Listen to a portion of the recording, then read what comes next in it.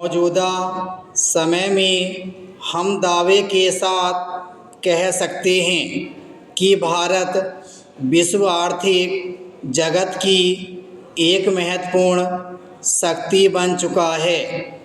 आर्थिक क्षेत्र में विकसित देशों से आगे निकलना इतना आसान नहीं था, विशेषकर उस देश के लिए जो अनेक वर्षों तक गुलामी की बेड़ियों से जकड़ा हुआ हो।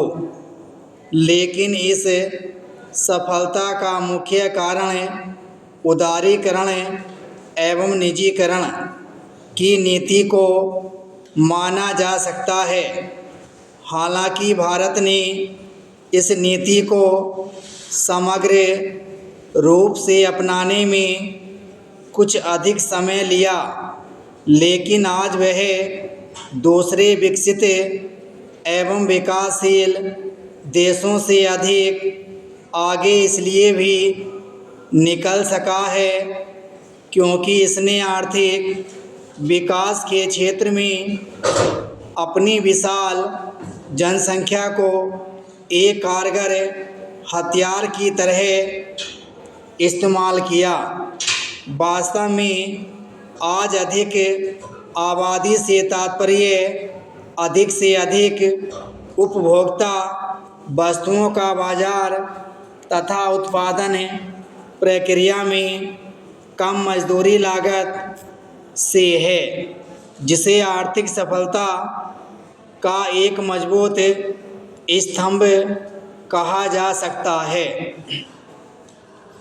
लगभग 1990 ईस्वी तक भारत विदेशी सहायता के लिए हाथ फैलाए दिखता था।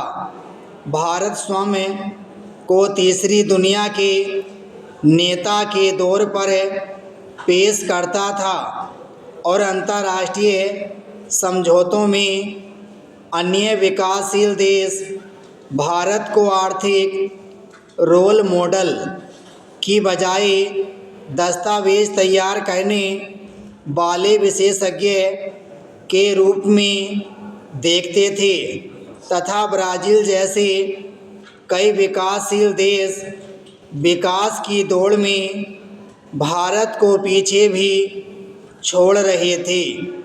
लेकिन उदारीकरण एवं निजीकरण की नीति ने देश की आर्थिक स्थिति में आमूलचूल परिवर्तन ला दिया। इसी नीति का परिणाम था कि भारत की विशाल जनसंख्या जो अभी तक बोझ लग रही थी, अब उसके लिए सकारात्मक होने लगी। अब भारत को एक आर्थिक महाशक्ति के रूप में देखा जाता है। इसे तथाकथित भावी विश्व शक्ति चीन का सबसे महत्वपूर्ण प्रतिद्वंदी और संयुक्त राष्ट्र सुरक्षा परिषद का भावी स्थायी सदस्य समझा जाता है। भारत अमेरिका के बीच संपन्न परमाणु समझौता वास्तव में भारत की बढ़ती वैश्विक शक्ति पर विश्व की महाशक्ति द्वारा लगाई गई मुहर थी। अमेरिकी राष्ट्रपति की भारत यात्रा के दौरान लगभग 10 अरब डॉलर के जो व्यापारिक समझौते हुए, उससे अमेरिका में लगभग 50,000 रोजगार सृजित होने की संभावना है। इसमें सबसे महत्वपूर्ण तथ्य यह है कि भारत अब विश्व की महाशक्ति के सामने याचक की भूमिका में नहीं बल्कि बराबरी के स्तर पर खड़ा हो गया।